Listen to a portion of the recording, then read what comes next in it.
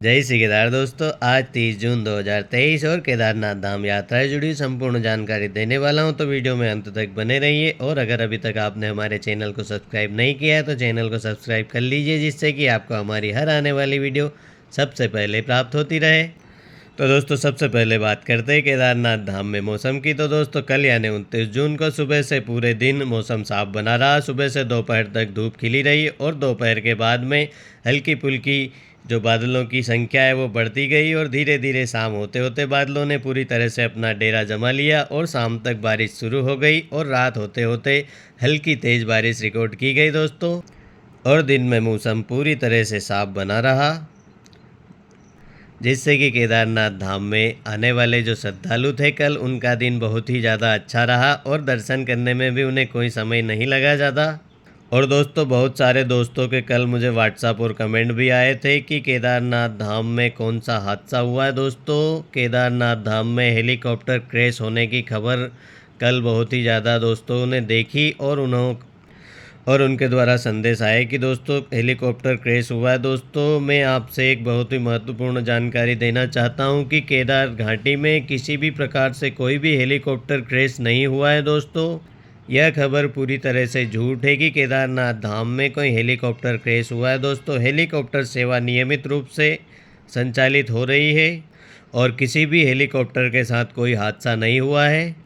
25 जून को मौसम खराब होने के बाद में हेलीकॉप्टर सेवाएं कुछ समय के लिए रोक दी गई थी और अब हेलीकॉप्टर सेवा वापस नियमित रूप से चालू कर दी गई है और आप अपने हेलीकॉप्टर की बुकिंग IRCTC की वेबसाइट पर जाकर करवा सकते हैं। और अगर आपको ऑफलाइन हेलीकॉप्टर टिकट चाहिए तो आप रुद्रप्रयाग में आके वहां से भी ऑफलाइन अपना रजिस्ट्रेशन बुकिंग टिकट करवा सकते हैं।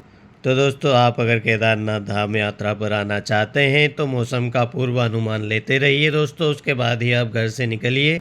और फिलहाल अगले आने वाले 5 दिनों तक मौसम विभाग का अलर्ट है कि कभी भी भारी बारिश हो सकती है। तो अगर आप घर से निकल भी गए हैं तो भी दोस्तों पूरी तरह से अलर्ट होकर अपनी यात्रा को करिए दोस्तों, क्योंकि केदारनाथ धाम में जो मौसम है वह बदलने में कोई टाइम नहीं लगता दोस्तों, कभी भी मौसम ख़राब हो सकता है।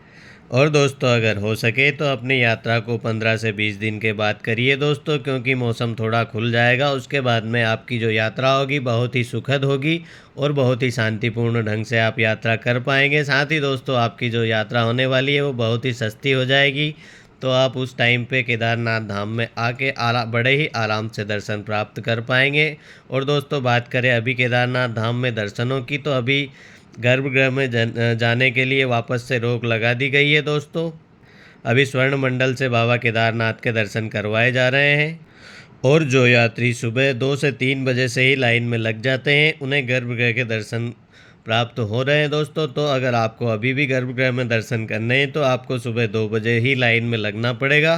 और अगर आप 15 जुलाई के बाद में आते हैं तो गर्भगृह हमेशा के लिए खोल दिया जाता है। और दोस्तों, कुछ लोगों की यह भी कमेंट आई थी कि क्या केदारनाथ धाम यात्रा रोक दी गई है। दोस्तों, केदारनाथ धाम यात्रा दीपावली के दूसरे दिन गोवर्धन पूजा तक चलती है और बीच में अगर मौसम खराब होता है तो केदारनाथ धाम यात्रा को कुछ समय के लिए रोका जाता है दोस्तों। और उसके बाद में जैसे ही मौसम साफ होता है यात्रा फिर से शुरू कर दी जाती है। तो दोस्तों, आप वैसे बिल्कुल फिक्र ना करें दोस्तों, क्योंकि केदारनाथ धाम यात्रा अभी चलने वाली है और केदारनाथ बाबा के जो कपाट है वह पूरी तरह 6 महीने तक खुले रहते हैं दोस्तों। तो आप दीपावली के दूसरे दिन गोवर्धन नाथ जी की पूजा होने के दिन उसके बाद से ही केदारनाथ धाम के कपाट बंद किए जाते हैं। तो उसके बीच में आप कभी भी केदारनाथ धाम यात्रा कर सकते हैं।